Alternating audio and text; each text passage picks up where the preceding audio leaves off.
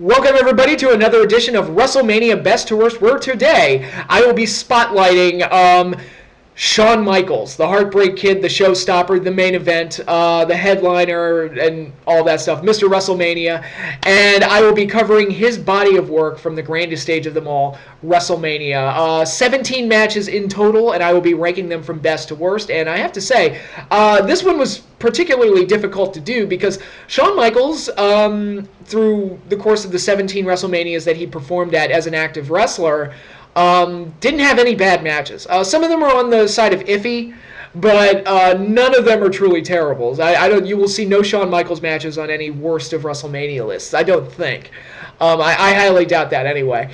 And Shawn is often heralded, correctly so, by critics and fans as having the best body of work of any performer in WrestleMania's history. It's why he's considered to be Mr. WrestleMania. Although I've argued from a kayfabe standpoint, him being Mr. WrestleMania makes no sense because in kayfabe and within storylines, the only thing that matters is whether you win or lose. And his record at WrestleMania is 6-11, so he's actually quite shitty at WrestleMania. within the storyline, he's terrible at WrestleMania. So Mr. WrestleMania really should be the Undertaker because he's only suffered one loss out of 22, 23 at this point. So. Yeah, but we're not looking at this from a kayfabe storyline standpoint. We're looking at this as a strictly like a critique and artistic, evaluating the artistic merits of his art. And for that, Shawn Michaels was second to none at WrestleMania. Actually, when I did my top 30 matches in WrestleMania history a couple years ago, Shawn Michaels took up 9 of the 30 spots. That's almost a third. So that's really a pretty good indicator of the type of quality we came to expect from Shawn Michaels come WrestleMania season. And when the spotlight shined brightest, I guess Shawn Michaels was just always on his game. So with that, let's get to the list. Have it right here. And here we go. My number one favorite Shawn Michaels match in WrestleMania history is the same match that took the top of the list for Intercontinental title matches and ladder matches. Razor Ramon versus Shawn Michaels at WrestleMania 10. Now, this match, I've talked about how this match, obviously, as a ladder match and how, as an Intercontinental title match, how important it was to those variables. But as a Shawn Michaels match, I mean, this is the match that made him a star. Even though he lost, this was the match that really rose him above everybody else on the roster. You kind of looked at him and you went, "Oh wow, this guy's really something special." It wasn't just he wasn't just another mid-carder. He wasn't just another guy to hold the Intercontinental title. He was really something special, and just the human highlight reel aspect of this match, where he was falling off the ladders and did the top, the dive off the top of the ladder and getting crotched on the top rope after Razor knocked him off the ladder to end the match, and all sorts of things like that. This is arguably one of, if not the single most important match of Shawn Michaels' career, because it was a huge turning point for his career, where people started to look at him in a different light and saw that he could be like a main eventer, like top of the card level superstar, very similar to what the WrestleMania 3 match between Ricky and Randy did for Randy Savage, where after that match, even though Savage lost, you kind of looked at him and he was like, this guy's really something special. And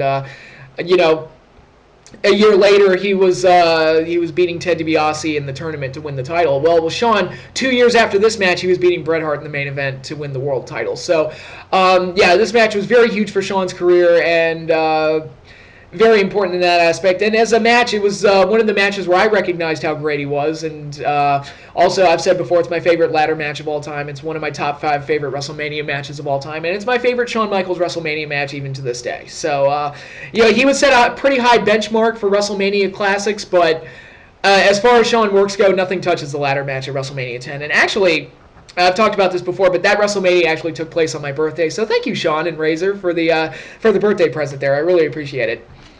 Number 2, The Undertaker versus Shawn Michaels at WrestleMania 25. I've talked about this in the past where the story going into this match was not very strong. It was just kind of like, oh, hey, here are these two legends that you like. They're going to face each other at WrestleMania. And there really wasn't a whole lot going for the story beyond that. Really, the whole setup was like, hey, guys, can you go out there and kick out of finishers for half an hour? Great. And that's pretty much what they did. This match didn't have anywhere near the story or the intensity of their feud in '97, which resulted in the the Hell in a Cell match, and then the casket match at the Royal Rumble, and even their Ground Zero match right before the Hell in a Cell match. It was a lot of heat, a lot of intensity, and this was just kind of like, hey, here are two legends that everybody likes. They're having a match, yay! And Shawn Michaels is going to kind of sort of play the heel because yay, reasons. I mean, right before this program, Michaels was doing that whole stupid thing with JBL, where JBL like owned him, and he was like a servant to JBL. It was really, really stupid. But yeah. So with all that in mind, and the fact that, you know, dramatically there wasn't a whole lot going for this in terms of build-up, we all knew Undertaker was going to win. There was no, like, this was one of the more obvious. It's like, all right, we know, like, streak continues for another year, we get it. But really, Undertaker and Shawn arguably don't really have any control over what happens in the build-up. That's all decided by the writers and the bookers and whatever. As far as what they have control inside the ring goes, I mean, that's on them, and the end result was a damn exciting match, I thought. A bit of a finisher fest, and there actually was a negative aspect to this match going forward, where every Undertaker match after this would try and match it. It was like, all right, everybody kicks out of the tombstone, and everybody has to kick out of every finisher, and blah, blah, blah, blah, blah. And it really had a negative impact come WrestleMania 30, which I'll talk about in the Undertaker streak video coming up in a few entries. But it really did kind of have like a negative impact going forward. But for this one match being self-contained, it worked very well and did legitimately make it exciting. When Shawn kicked out of the tombstone, my jaw dropped. It was kind of like when Kane kicked out of it at 14. See, now everybody kicks out of the tombstone, so it doesn't really matter. But yeah, it was like, whoa, amazing. And, you know, by the end of the match, both guys looked fatigued, and they looked like they'd beaten the hell out of each other. And it was a good thing, because it looked like, it was like, oh my God, these guys took each other to hell and back. You know, I remember Undertaker doing the over-the-top dive of his, and the cameraman, who I believe was Jimmy Snuka's son, it was the guy that was in Deuce and Domino, and he didn't catch Undertaker properly, and I thought Undertaker almost killed himself right there in the middle of the match. But it was... that was kind of a scary thing, but when it turned out Undertaker wasn't hurt, it was like, okay, that actually helped the match a little bit, made it even more like death-defying and exciting. And yeah, it was a hell of a match between two very talented legends. So whatever this match lacked in terms of story, it made up for in just pure in-ring excitement. And if that's all you're looking for, great. And both guys were already like way over at this point because of their status within the company. So I guess maybe they didn't need the most compelling story going into this match. But yeah, as expected, Undertaker won with the second tombstone, which was actually very well set up when Shawn did the moonsault off the top, and Taker caught him and hit him with the tombstone. I thought that was really really great finish. But overall, just, yeah, very good match. Very, very good match. I don't think it's the #1 greatest match in WrestleMania history like a lot of people seem to think it is, for the reasons that I stated, namely, like, the build-up was just not intriguing at all. But for what it was, very exciting contest and great, you know, just a great main event level match that did not main event the show, and they paid for that one, that one later in that same event. But moving right along from there, one match that did main event of WrestleMania, #3. Triple H defending the World Heavyweight title against Chris Benoit and Shawn Michaels in a triple threat match. Now, Shawn's role in this match was... he was kind of... he was the guy that we knew was not going to win. Let's say that. When we were doing... I distinctly remember when we were doing predictions for this match, which was over a decade ago. I can't believe it was that long ago. But we were doing predictions, and everybody on the internet was like making their choices, who's going to win. And I don't think anybody picked Shawn Michaels to win this match. We all knew that he was there just as like kind of a placeholder, or because they didn't have anything else for him or whatever. And we knew that he was the only one that had absolutely no chance of walking out with the belt. You know, Chris was the Royal Rumble winner and the new guy that had never been the champion before. Triple H was the guy who had been, you know, the lead world champion on Raw forever and ever and ever until the cows come home. So we thought that maybe either Triple H is retaining or Chris Benoit's winning the belt. It's like Shawn's just in this to make it a triple threat, and that's about it. But, you know, what you did have here, you had three very talented workers going in there and just putting on the best show possible to create what I've argued is the greatest triple threat match of all time. But Shawn's role in this match, you know, he did have the story with Triple H and their feud, which had started in 2002 when Shawn made his return, and then it like been revisited and touched up on a few times after that, and then it really came to a head that December Raw in 2003 where Shawn and Triple H faced each other for the title, which is probably, I would say, arguably the best match that Shawn and Triple H ever had together. It's either that or the SummerSlam 2002 match, but that match ended in a draw. Then they had their last man standing match at the Royal Rumble, and that match ended in a draw. So you really had this unique situation with the triple threat match where all three guys had a legitimate claim to the championship. Benoit was the Rumble winner, Triple H was the reigning champion, but Shawn had faced Triple H twice and had a draw with him both times. So Shawn, by all rights, deserved another crack at the title. So really, you had a great situation here with the triple threat match where all three guys deserved to be in it from a storyline perspective. And I really liked how they revisited the Triple H Shawn Michaels feud here, where they did that spot where Shawn and Triple H, they suplex Benoit through the table, and Shawn, with blood all over him, just kind of stares down Triple H and goes, "You and me," kind of like this old school Western style setup here. Or I could also reference Transformers, Optimus Prime and Megatron, but whatever. But that was a very cool moment, and I liked how they wove in the story, all the individual stories, like Shawn's story and Triple H's story and Chris Benoit's story, and how it all combined together to make a great main event, a great match. And even though Shawn was kind of the odd man out in the whole situation. I would say normally his role in this type of match would be the guy to eat the pin, but he didn't even do that. Triple H was the one that tapped out to Benoit. So Shawn was just kind of in there to kind of further the story with Triple H and add his ability to make the match even better, I guess. This match could have just as easily been Benoit and Triple H, but Shawn did add something to there, even though he was the one guy we knew had no chance of winning this match. But it was still a very good match, one of my favorite WrestleMania main events, and just another damn good showing from Shawn Michaels. Number 4 on my list, Shawn Michaels returned to WrestleMania. Shawn Michaels versus Chris Jericho at WrestleMania 19. Shawn had he'd missed every WrestleMania from 15 to 18 because of the back injury. And we all thought that Shawn Michaels was done, but when he made his return in 2002, immediately I said, well, if Shawn's going to be active for WrestleMania, I want to see him work Jericho. And sure enough, they went right into that program in December and did the whole story with Jericho wanting to emulate Shawn Michaels and how he looked up to him when he was younger. And then as he got older, he wanted to focus on becoming the first Chris Jericho. And he basically tried to out Shawn Michaels. They did that great stuff at the Rumble where Shawn and Jericho were going to start 1 and 2. And Christian jumped Shawn before the match started, and Jericho was actually able to eliminate Shawn. And Shawn was the first one eliminated from the Royal Rumble, and that was such a daring thing to do that, and made the story a lot more interesting, because I thought Jericho and Shawn were going to work with each other the entire way through the Rumble and then double eliminate each other or something, but no, they just straight up put the heat on Jericho by having him cheat his way out of having to face Shawn Michaels, and did that whole thing, and it put some necessary heat on Jericho and made the feud even more interesting. And I loved the whole build-up. I loved everything about it, and the match itself played out exactly how I hoped it would. It was basically, like I said, it was Chris Jericho trying to out Shawn Michaels, and doing things like his own version of Sweet Chin Music, and doing his own version of the Kip Up and the pose and all that other stuff. And he wanted to prove that he was better than Shawn Michaels, that he could even be a better Heartbreak Kid than Heartbreak Kid. And it made for a very exciting match. It made for a great return to form for Shawn Michaels at WrestleMania. I loved all the little things that they did, like Jericho's counter into the walls of Jericho, and the way they worked over Shawn's back and Shawn's ways of getting around that, some of the counters they did and some of the big spots they did. It was just a really well-told story and just a great match.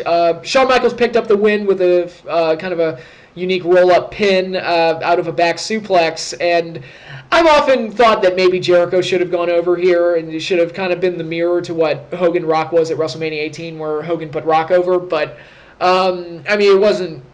Jericho's done worse jobs. Let's just say that, and at least they let Jericho save some face afterwards by low-blowing Shawn after the match was over, and leaving him like a crumpled mess. So there was at least something. They managed to get some character work out of Jericho out of it. And like I said, the match turned out just about as well as I could have hoped it could have. And I was so glad that they did this match at WrestleMania. And it was great. It was wonderful. I loved it. And as a return for Shawn Michaels, it was like, wow, he really is back, that he can still put on matches like this. Number 5, from WrestleMania 21, Shawn Michaels versus Kurt Angle. This match was great because it was a great mixing of styles. You had the technical ground specialist of Kurt Angle mixing with the more WWE high-flying style of Shawn Michaels, and that mesh just made for a beautiful clash of styles between the two, where they just complemented each other so well, where Shawn could just bump all over the place for Angle suplexes, and Angle could wrestle him down to the mat, and Shawn could do all of his moonsaults and everything, and they could have all these unique counters, and just a really well-wrestled, exciting match. And Kurt Angle would be victorious here. Another point of interest is that this was one of the few WrestleManias, I know for a while after the brand split, I think 20 and 21 especially, they tried to do WrestleMania is the one show where you get Raw versus SmackDown matches, which I thought was like a unique way to play with the brand split a little bit, where you keep both shows completely separate until WrestleMania, and that's when you get the cross-brand matches, and that's how you get matches like Kurt Angle versus Shawn Michaels, and I thought that was actually a neat little promotional tool to kind of add a little bit more to the brand split. Of course, they didn't really stick to that after a while, but yeah, it had that going for it. It also it's just a damn good match. That's really all there is to say about it. Just damn good, very exciting. Again, I love the build-up to this, too, with Kurt Angle trying to repeat all of Shawn's accomplishments, and that led to the him singing his own version of the Shawn Michaels theme song, I'm Just a Sexy Kurt, with Sherry and everything, and wrestling Marty Jannetty, and having his own ladder match, and doing all these other things. It just made for a really great build-up, and made for an outstanding match. They would have a match later that year at Vengeance, which was good, but also kind of carbon copy of the WrestleMania match, and that happens a lot, where you have one really great match, and then you get the rematch, and it's almost identical to the original, but this was still an outstanding contest, and one that I really liked, and like I said, Kurt Angle got the win with the ankle lock, which was a great sequence, how Shawn kept trying to counter out of the ankle lock, but couldn't quite do it, and then eventually had to tap out, so just an outstanding match, the wrestler versus the high flyer, and loved it. It was great. Number 6, the match that officially made Shawn Michaels world champion. The boyhood dream came true, as Vince McMahon would say. At WrestleMania 12, Bret Hart defending the WWE Championship against Shawn Michaels in a 60-man Iron Man match. I've said in previous videos that some people don't seem to like this match as much, and regard it as overrated, and say that it was too long and boring. Well, I can truthfully say I rewatched this match as part of preparation for this video series, and I like it. I still like it. I think it's great. I think it's very well paced, amazingly well paced. For two guys to go an hour, I mean, that's a tall order for anybody. I don't care how talented you are, or what your conditioning is, or what your ability level is. I mean, that's a tall order to hold the audience's attention for that long. And I was amazed, going back and rewatching, I was amazed at how well paced it was. Like, it was, they managed to keep it small, short and simple in the first 20 minutes or so, and tried to make like every big move mattered, so that, largely the opening is just them, the first third of the match is mostly just them trading wrestling holds, and then they would eventually break out into doing bigger things, like Shawn doing the top rope stuff, and the super kick on the timekeeper outside the ring, which was an accident, and Jose Lothario having Shawn fall on top of him at one point, which I think was an accident. And just when the big stuff started coming, it was like, oh wow, now things really heating up, and it led to like the last 5 minutes being like really, really crazy. And it's just my intention's hard to hold for an hour long wrestling match. I mean, that's really, really difficult. Like I said, it's that's a tall order for anybody, and not a whole lot of guys can do it. But I thought Bret and Shawn did it, and I look back on this match very fondly, and I think it's very good. I love the finish where the clock's winding down, it's 0-0, and Bret locks in the sharpshooter, and you think right there, it's like, oh, it's a draw, and Bret just retained the title. And then Gorilla Monsoon, the president of the WWF at the time, restarts the match under sudden death rules, and Shawn's able to lock in, or he's able to hit 2 super kicks for the eventual win. And I'm not even going to touch up on the whole thing about Bret, or Bret saying that Shawn said that told Hebner to tell Bret and Lothario to get the fuck out of the ring, or whatever that is. But just observing it as an audience member, I thought the match was very good. It was really the best match they could have done at this WrestleMania, because Business wasn't exactly the best at the time. The Monday Night War was fully underway. The roster was depleted. And this was just like, all right, we don't have... WrestleMania doesn't have the glitz and glamour that it once did. We don't really have any big celebrities. We don't really have any major things lined up. But we have these two very talented workers, very talented wrestlers. We can give you, like, wrestling purity for an hour. And that's... it's the longest match in WrestleMania history, so it deserves a nod for that as well. And... just really liked the match, and obviously it's significant to Shawn Michaels' career because he won the title, and it was his first major World Heavyweight Championship win, and I knew going into this that Shawn was going to win. It was one of the... how old was I? I would have been 11 at the time, and I distinctly remember predicting... My prediction was that it was going to be 0-0 up until the last minute where Shawn would get the pin and the win and then ultimately win the title.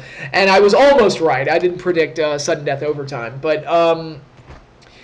it was a purist's wrestling match, basically, between two guys that could pull it off, and I really enjoyed it. And for Shawn Michaels fans, it's obviously one that you look back on very fondly because he won his first world title, so it's very significant from that aspect as well.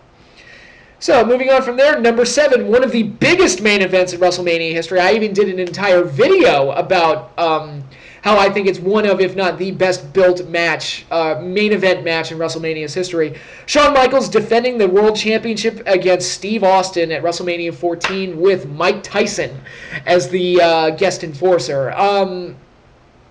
Again, I did an entire video talking about, just mapping it out point for point, how the build-up to this match was absolutely flawless, and how everything just worked out perfectly, from the inclusion of Mike Tyson to Shawn and Steve Austin having a feud the year before when they were tag team partners, and those issues were never resolved, to Shawn's heel turn, to Austin's face turn, to both guys moving up the, being built up with better and better stories, the feud with Undertaker and Shawn, Austin's feud with the Hart family and Owen Hart and all that stuff, the Montreal Screwjob, the Royal Rumble, and all these other things that played into making this match absolutely perfect, to where there was really no other main event they could have done. It was just, these were the two guys to go with. And you had two guys that were cut from the same cloth, two sides of the same coin, where Austin was the more respectable rule breaker badass type.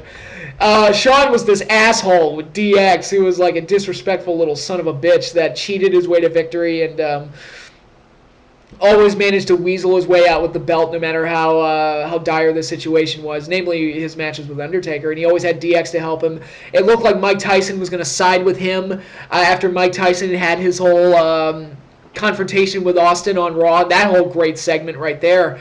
It really all set the stage for a wonderful main event, and obviously Shawn went into this match hurt. He had gotten his back injured at the Royal Rumble during the casket match with Taker, and unlike some of his other injuries in the past, namely the I lost my smile knee injury, which some people have questioned the validity of, I'm not going to speculate on that, but this one I definitely think that there was a ton of legitimacy to, because you go back and look at this match, Shawn Michaels looks like he is in a ton of pain. Like, he's like grimacing, he doesn't look as sharp as he used to, he looks like he's in pain every bump he takes, and it's clear that he's not at 100%, but he put on the best match possible. And really, this was one of those matches where, as long as the build-up was so good that as long as they do it right, and by doing it right, I mean Austin wins the belt, then it really doesn't matter what they do. And it worked out beautifully.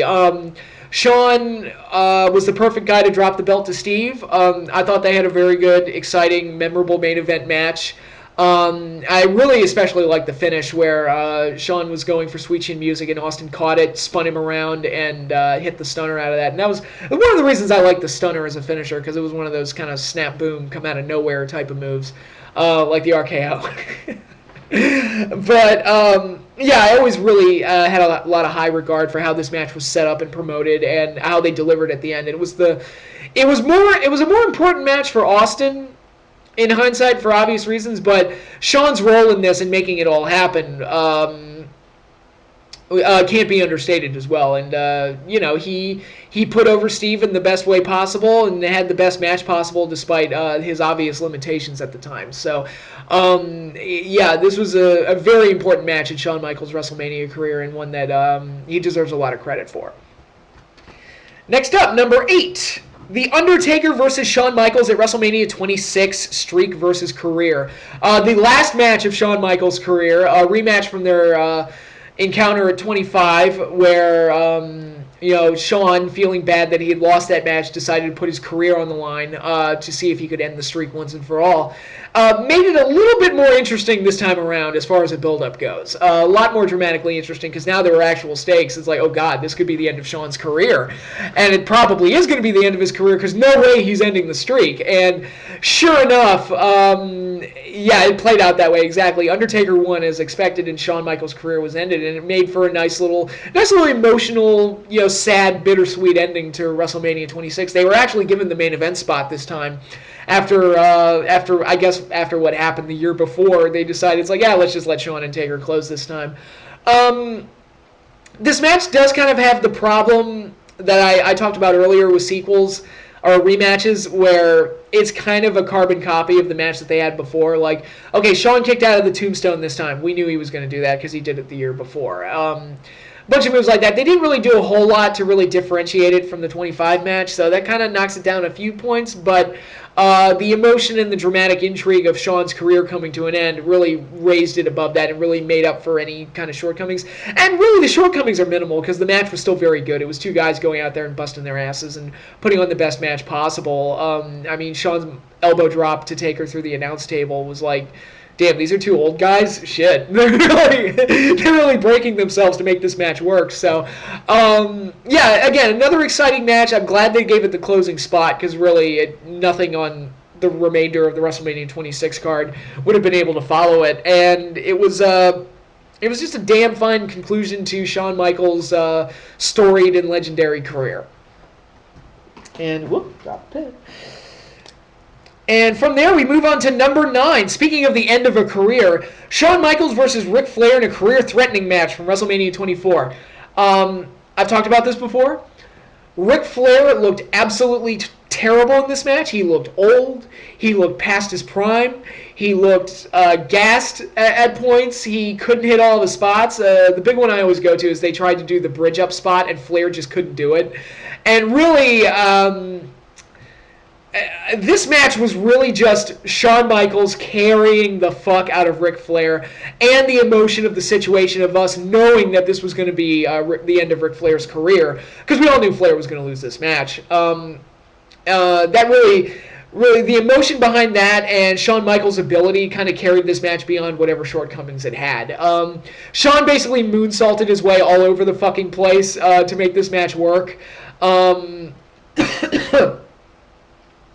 And to be fair, Flair, his contributions were whenever he employed like dirty tactics, like a low blow or anything like that.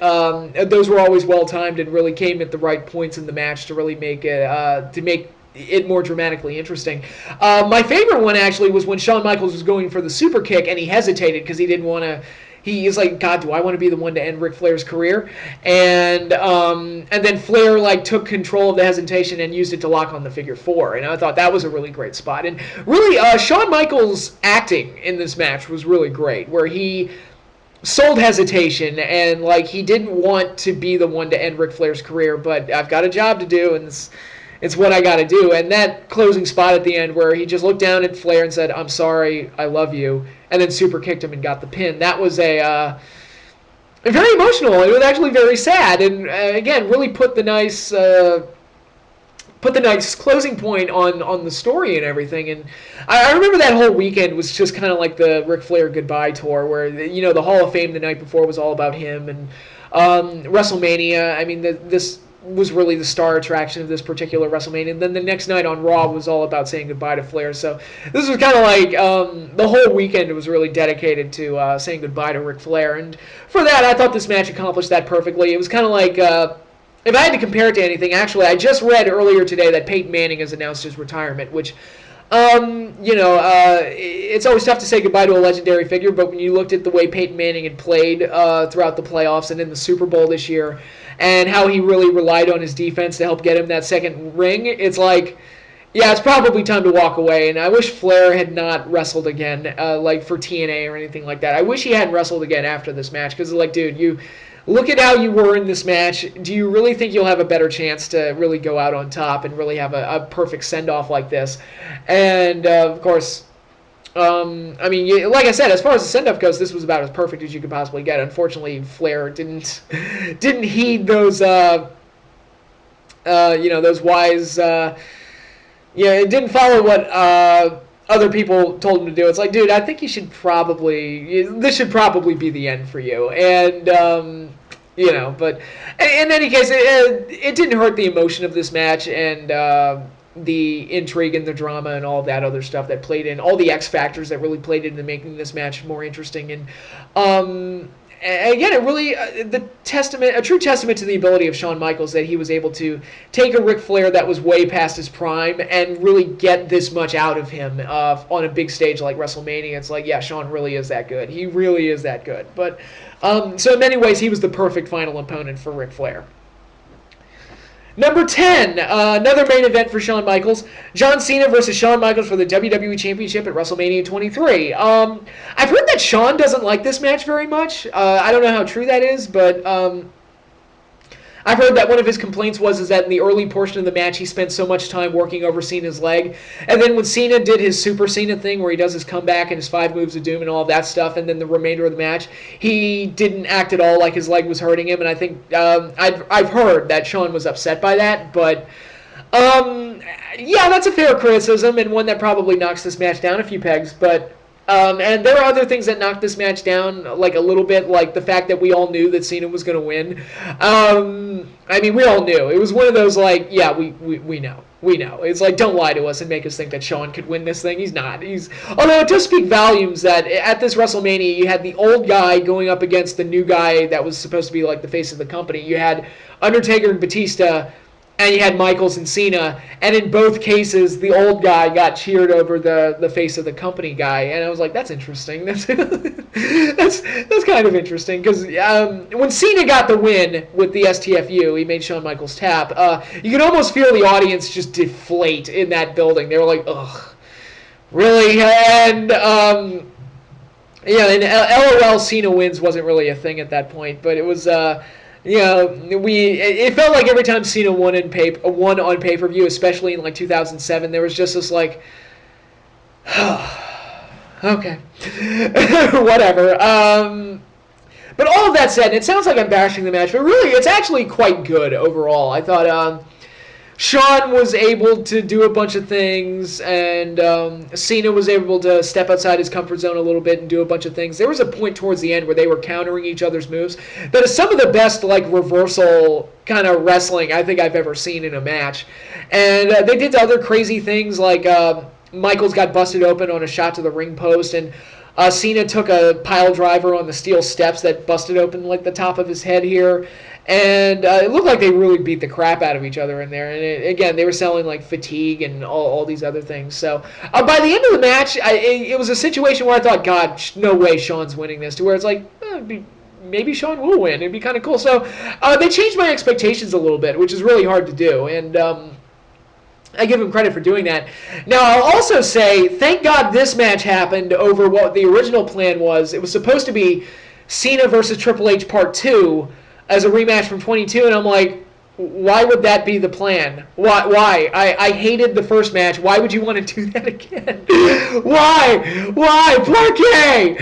And then I hate to be the asshole that says this, but thank God Triple H got hurt. And I that is such a dickhole, asshole thing to say, but it's like, God, like, it was almost like God struck him down. It was like, nope, that match ain't happening again. I already suffered through that once. Fuck that noise. And I am not unhappy that rematch did not take place at WrestleMania. It was just, oh my God. I don't know what I would have done. I probably would not have watched WrestleMania if that had been the plan. If that had actually been the main event, I probably would have not watched WrestleMania that year. I'm not even kidding, because I hated the 22 match so much. I'd have been like, no thank you, we're good. I don't need to see that. But in any case, like, Shawn and John Cena, it's a match that doesn't get a whole lot of praise. I think for the reasons that dramatically it had like almost no like real story or build up to it. It was just like, oh hey, Shawn's gonna lose to Cena at WrestleMania. Enjoy. And that was really all it was. They were the tag champions. I think they beat Rated RKO to win the tag belts. but nobody cared that they were the tag champions because this was at the point where the tag champions just did not matter at all. So it's like, oh, they're the champs. Nobody cares. I don't think they had the belts with them. I should go back and check it out, but I don't think Cena and Shawn Michaels actually brought the tag belts out with them for their entrances to the match. But yeah, again, Shawn Michaels showing how talented he is in a situation where we all know he's going to lose. There's not a whole lot of storyline reasons to really care about this match. He went out there and made the best match possible out of it, and it was actually quite good, to be perfectly honest. So yeah, good on him. Another feather in the cap of Shawn Michaels, even if the reports are true and that he didn't like this match too much. Number 11 on my list, one of the Rockers' performances at WrestleMania. Their best one from WrestleMania 7, the Rockers versus Haku and the Barbarian, which I had listed very highly on my opening match video. It was the next one down from Triple H and Bryan and Bret and Owen at 10. So I like this match a lot. I think it's, like I said, it's one of my favorite openers in WrestleMania history. It's the Rockers' best showing as a tag team at WrestleMania. The big versus little format just seemed to work so well for them, and I'm actually going to cover that in a little bit when I talk about WrestleMania 5. And it was just an outstanding tag match. Just very good, very exciting, hot way to start the show.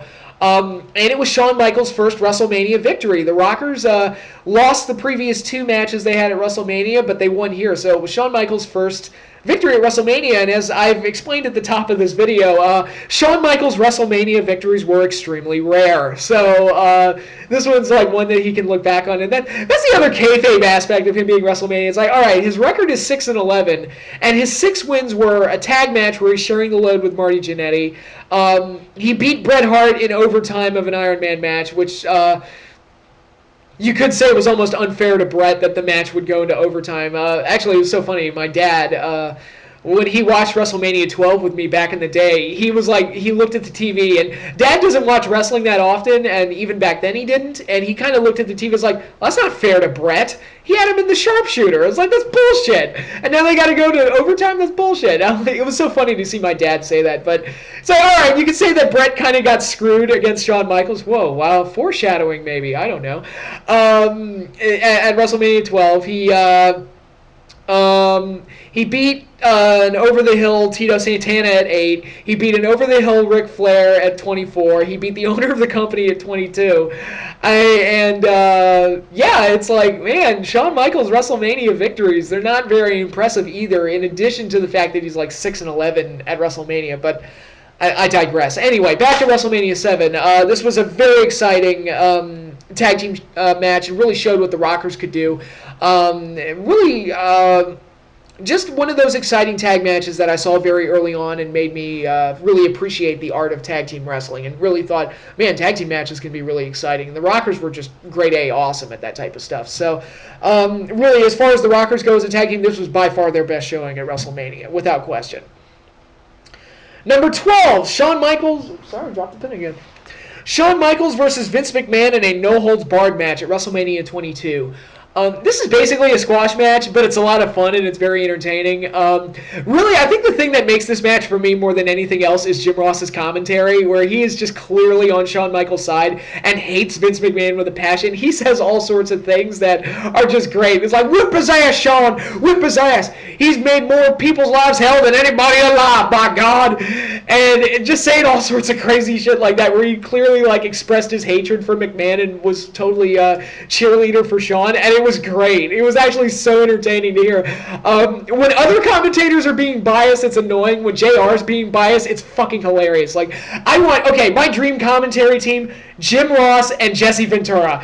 Those two fuckers, like Jim Ross is the face play-by-play guy and Jesse Ventura doing color. That would be amazing. I would pay money to listen to them call a match between the Bushwhackers and the fucking, who else sucks?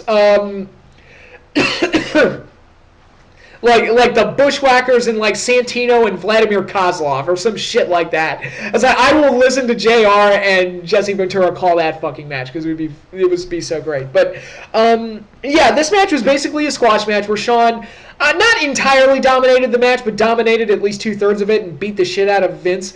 And every time Vince threw something out there like the Spirit Squad or Shane or something like that, Shawn would find a way to overcome it and just beat up Vince some more. And he did all sorts of crazy shit to him, like, he did that great bit where he handcuffed Shane to the ropes and then started whacking him with the kendo stick. That was really good. And then he attacked Vince with garbage cans, hit it, gave him a sick chair shot to the face that busted Vince open. I was like, Jesus, that was nasty. The show was in Chicago, and JR, again, being on point that night, he was like, Harry Carey heard that one in heaven. I was like, that's such a great call. But, they brought in tables and ladders, and Shawn doing that fucking dive off the ladder, doing the DX sign, which was great, kind of a foreshadowing to DX reforming later that year. And it was great to see Shawn Michaels, and now that he was like a white meat babyface, it was great to see him like kind of break out of that a little bit and be a little bit more of an asshole and be a little bit more of like an evil prick, getting revenge on the guy who had screwed him over so much in Vince. So, like I said, it's not one of my favorites. It's not one of Shawn's best, but it is a lot of fun and it is very entertaining. Maybe it went a little too long. That was the other criticism I kind of had of it. It's like, yeah, this thing went about 20 minutes. You probably could have done it in 10 or 12, but it was still, like I said, it was very entertaining, a lot of fun, and a nice payoff to the storyline. Now, what wasn't a nice payoff was the stuff they did after this match where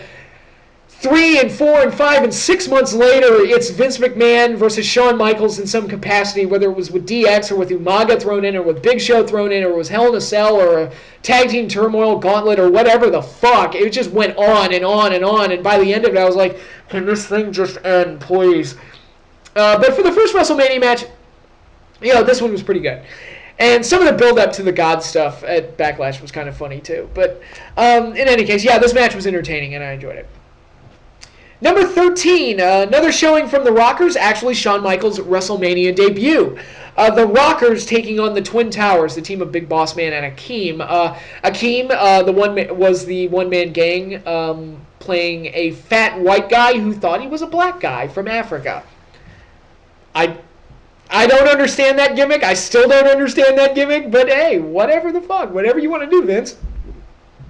Excuse me. What I will say is that Slick had the coolest theme song in the history of the universe. The Jive So Bro theme. Love that song. It's so great. The music video attached to it is the most racist thing I think the WWE's ever done. But in any case, the theme song was great. But again, what you had here was just this hot young tag team in the Rockers who were really just getting their feet wet in the WWF. And you had this big bruiser tag team in the Boss Man and Akeem. And it was just like, all right, just throw them in there and let them do their thing. And it made for a really good match, I thought. Just, again, really good. The Rockers playing double teaming and stick and move and, hit and run and that style of offense and just hitting all sorts of high-flying things. They did some things in this match that you wouldn't expect to see out of a 1980s WWF match. Like Boss Man at one point hit Shawn with a power bomb, which was extremely rare back in those days. And they did this one spot to really show how good Shawn was at selling. They did this one spot where Akeem clotheslined Shawn, and Shawn sold it in a way where it looked like Akeem took his head off. Like, you would have thought Akeem murdered him. And that's how good Shawn sold it. And really, selling is an underrated aspect in the ability of a wrestler. Normally, people only focus on the offense that they deliver. But if you can make something look good and you can sell it right, if you're a babyface especially, it's great because you get sympathy and you make the stuff that's happening to you look devastating. And Shawn was always great at that. And this was an indicator of it for sure. And just a really exciting match, I thought. Just a nice little undercard. Not a lot of story for it, but it was just an excuse to show off the tag division, show off guys that they could eventually move up the ranks. The Twin Towers are actually embroiled in a feud with the Mega Powers at that point, and Boss Man would go on to work with Hogan. So it's like wow, the Rockers were working with guys that were working with Hogan. It's really an indicator that's like, hey, Shawn, maybe he'll be in that mix someday. You never know. But yeah, the Twin Towers won the match. Akeem finished off, I believe, Shawn with the big splash after the power bomb I just mentioned from Big Boss Man. And but yeah, it was a nice big versus little style match. I thought it was very good, and a nice WrestleMania debut for Shawn, even though it wasn't his most glamorous match because he obviously did the job, but it wasn't. It was actually quite good. It was a really good match and really showed the ability that the Rockers had as a tag team. Number 14, and by the way, I'm at number 14 of 17. We have not reached a bad match yet. Just throwing that out there. Shawn Michaels versus Tito Santana at WrestleMania 8. That's the number 14 spot. I talked about this match before. It was the opening match of WrestleMania 8, and it was a damn good one. It was, again, Shawn had just broken away from the Rockers. They'd done the barbershop bit, and he was just remolding himself into the star of the 90s, as Bobby Heenan was calling him at the time. He'd gotten the new theme song. He'd gotten Sherry as a manager. He had gotten the new look and the presentation, and all of it had the makings of like, wow, this guy's going to be really good. He's going to be. This is a definite upgrade from what he was doing before. He's showing more personality. He's a great heel. He can get heat like a motherfucker. He's a bit of a weasel asshole that's easy to hate. It's just you can see signs of greatness there, and Tito was a good first opponent for him, even though Tito was unfortunately saddled with that El Matador gimmick. Tito was a good first opponent for him, given that he was a veteran and still very good and still good enough to work a solid match, and it was good for Shawn to work with somebody like that because they'll have a good match and then Shawn gets to go over, and this match was kind of a stepping stone into building up Shawn to that Intercontinental title level, which he would eventually win from Bulldog. Sometime in, I want to say, it was the Saturday night's main event. I distinctly remember watching that show, and I want to say it was September or October. It was right before Survivor Series, because Survivor Series, it was champion versus champion, Bret versus Shawn. And that was the main event of that show. And which, again, less than a year from now, Shawn Michaels would be main eventing his first pay-per-view. So how about that? So Shawn's star was definitely on the rise at this point, and a good solid match with Tito to kick off a WrestleMania would set him up for bigger and better things down the road. So good stuff there. And like I said, it's one of Shawn's few WrestleMania victories. Number 15, another opening match. So I've talked about this one before. It's also an Intercontinental title match. The first opening match in WrestleMania history that was a title match. Shawn Michaels versus Tatanka at 9. And again, I'll say it again. This is one that would rank much higher on the list if the finish wasn't as awkward as it is. And that's really the main thing that kind of drags it down. But it matters because the ending's the last thing that you remember. And that's the thing that leaves the positive or negative impression in your mouth when the whole story's told and everything's done. And if the finish isn't good and the finish is a little weak sauce or it doesn't make sense or it's completely fucked up, it really sours the entire experience. And I don't want to say this finish was bad enough to sour the entire experience.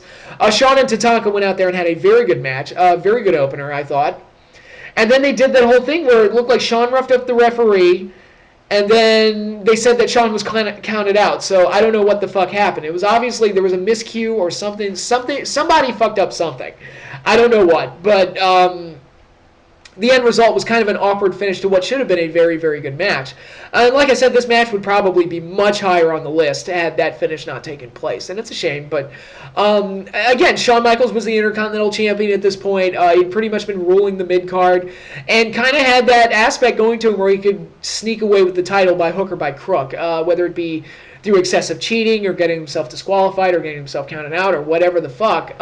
Shawn always found a way to sneak out with the belt, and that really served him well as champion, and he did a very good job as Intercontinental Champion, and would only get bigger and better from there. So, really good match, bad finish, but like I said, we're at 15 of 17, and this is one of Shawn's weaker WrestleMania matches, and it's still quite good. So that really, again, indicative of the body of work that Shawn has at WrestleMania. But now the last two here, 16 and 17, these are the two that are kind of on the iffy side. These are the two that are like not terrible, but not matches that I'm particularly fond of either. And they're kind of like, I see a lot of problems here.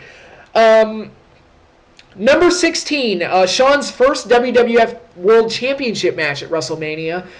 Diesel versus Shawn Michaels at WrestleMania 11 for the belt. Again, I don't want to say it was a bad match. And actually, the build-up was great because you had Diesel, who was Shawn's bodyguard, and he was surpassing Shawn. and that eventually led to a split in the team, and then Diesel would go on to win the World Championship before Shawn Michaels would, and that led to Shawn winning the Rumble, and actually he actually interfered in Diesel's championship match against Bret Hart earlier on that same show.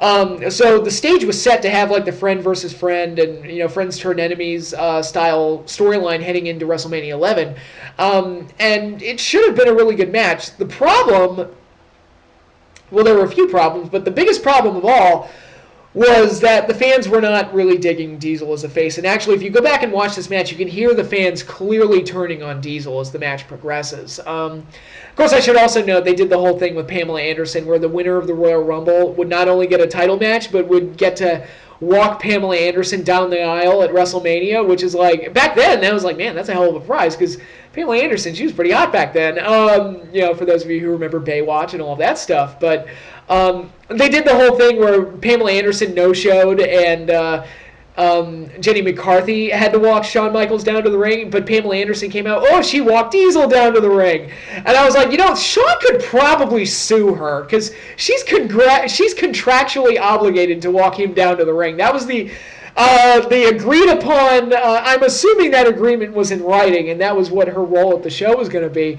So it's like, they probably could have done a kayfabe angle where Shawn tried to sue Pamela Anderson or something, which probably would have been amazing. But in any case, they did all that. But yeah, Diesel just was not working as a babyface champion. Through no fault of his own,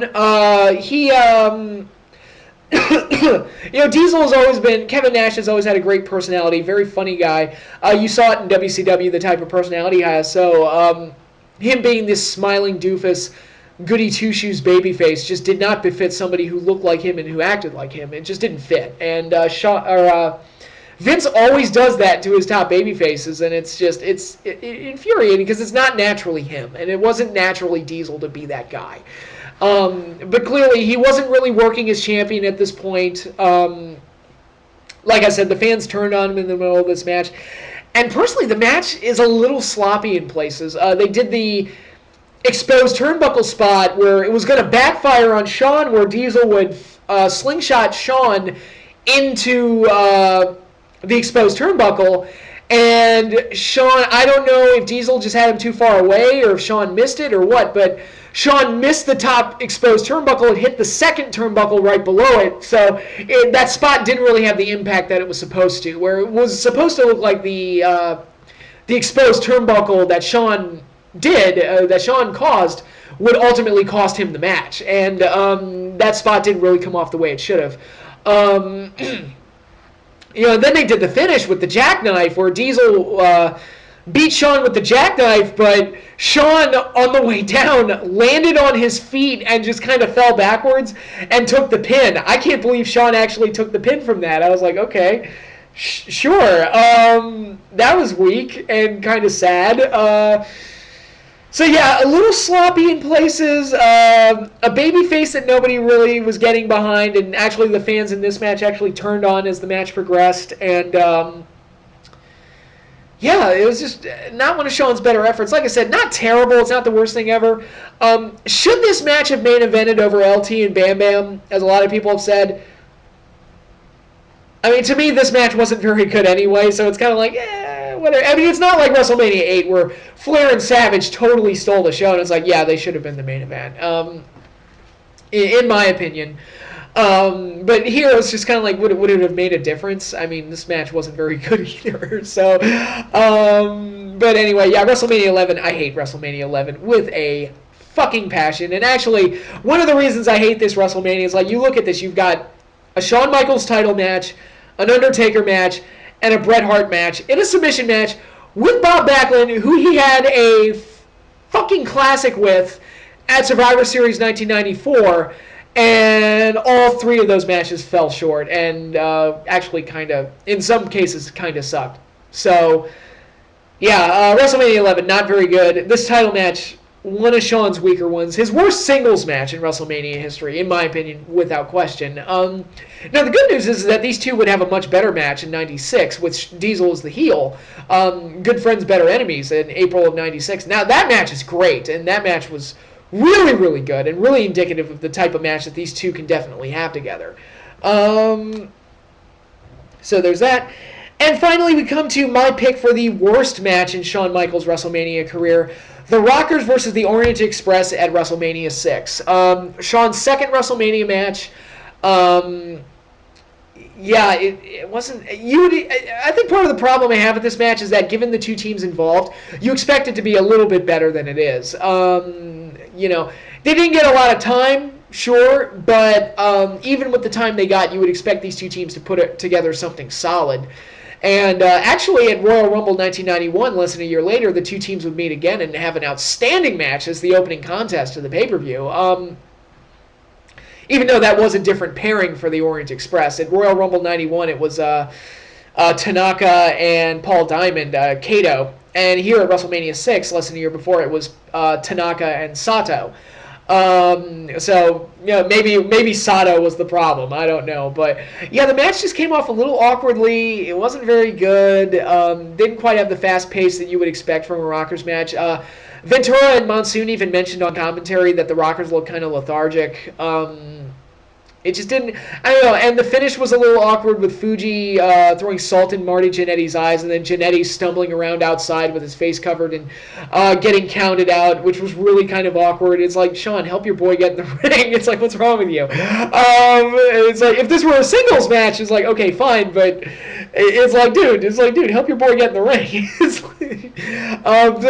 Really awkward finish. It looked like the match was just starting to heat up, and then they went into the finish, and it was just kind of just a very awkward match. Again, there are worse matches, and, it's not the worst thing I've ever seen, but it is my pick for the weakest match that Shawn Michaels had ever had as a WrestleMania. So I guess if that's the worst you ever do out of 17 matches, then you probably did okay.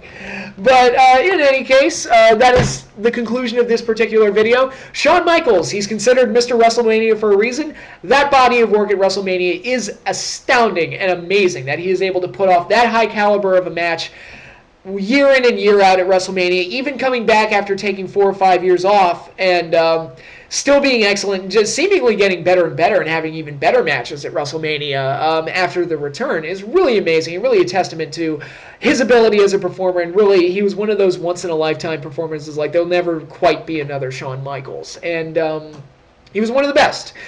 He was Mr. WrestleMania. Like I said, from a critical artistic standpoint, he is Mr. WrestleMania without question. Shawn was just great. And, so that is the end of looking at Shawn Michaels' WrestleMania career. Join me next time for WrestleMania's Best to Worst when I cover the WrestleMania career of one Triple H. And boy, oh boy, is that one going to be fun.